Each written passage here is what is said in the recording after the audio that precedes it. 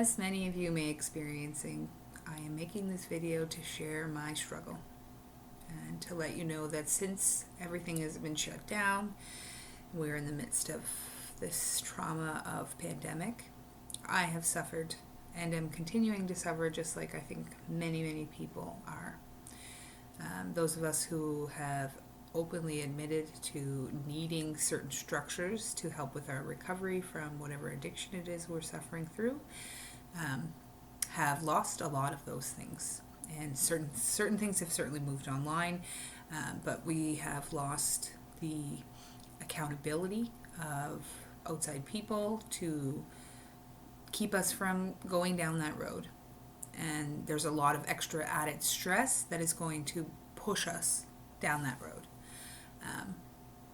I ask you, if you don't suffer from these kind of experiences and you know someone that does, to try to not talk about it and necessarily. Maybe don't tell them, wow, you really gotten off track, or I'm really disappointed in your relapse.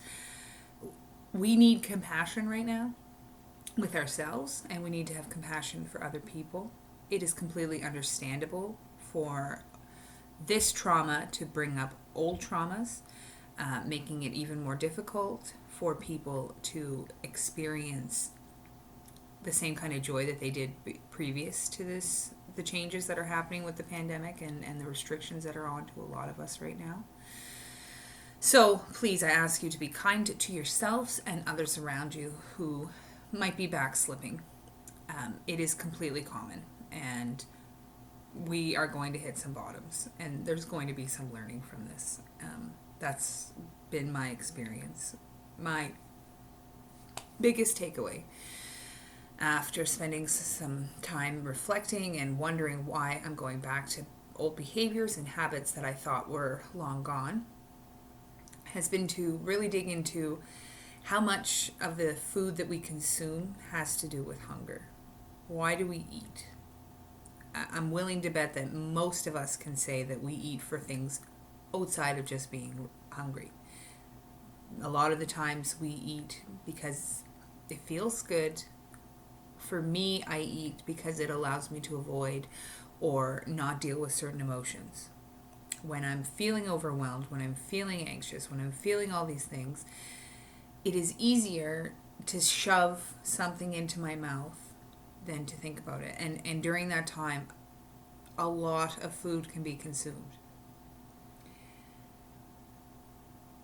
We think that we have these ways to avoid things, but really it's just pushing something into a future version that we'll have to deal with then. So one thing I've been thinking of has been comparing my food habits with someone's need for pain medication. So your pain medication doesn't actually fix your bum knee or your sore shoulder, but it does eliminate the pain for a time until you need to take more pain medication. It doesn't fix the problem. I have lots of problems that I avoid by eating food. The food doesn't fix anything. It actually makes things worse. It doesn't change the emotions. It doesn't matter what those emotions are. It doesn't matter what the situation is. Food has always been a comfort during that time. And so I am realizing that it doesn't change the feelings that I'm having. It's just pushing them to a future point where I'm going to have to deal with them. My goal in life, my commitment to myself since making changes, has been to honor the future version of myself. And I'm not doing that. I have not been doing that. I need to be open about the fact that I'm not doing that, and to make a new commitment that I'm going to go back to doing that. I'm going to go back to making steps to every day make myself have an easier time because of what I do right now. The current action I have right now will impact me 2 years from now in a much better way. And that can be good or bad. I can make that choice every single day. If this impacts, it's not going to just be for today. This food consumption that will avoid the feelings means I'm going to have to still deal with the feelings in the future. But on top of that, I'm going to have to deal with added weight loss or weight gain back, or other health issues because of the addition that I've added to my stressful life with the food.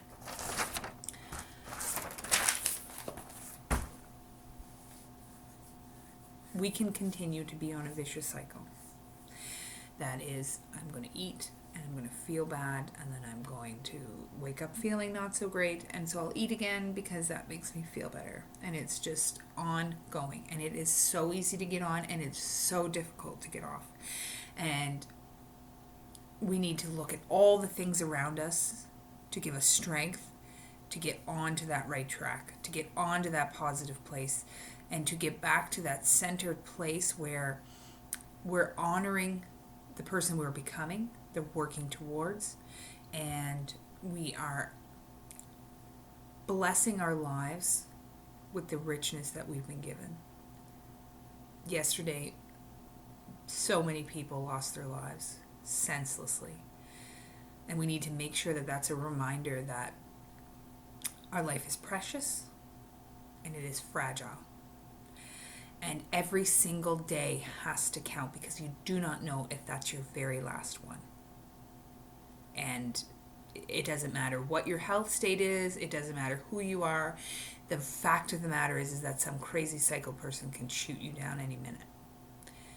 So every single thing that we have to find joy in, be it your child singing to themselves on the toilet, or the little crocus popping its head up, or the smell of fresh laundry, or any little tiny thing you can think of, needs to be your focus.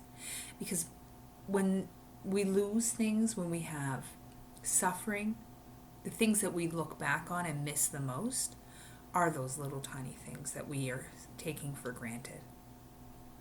Let's honor those people that have been lost by living the best life we possibly can.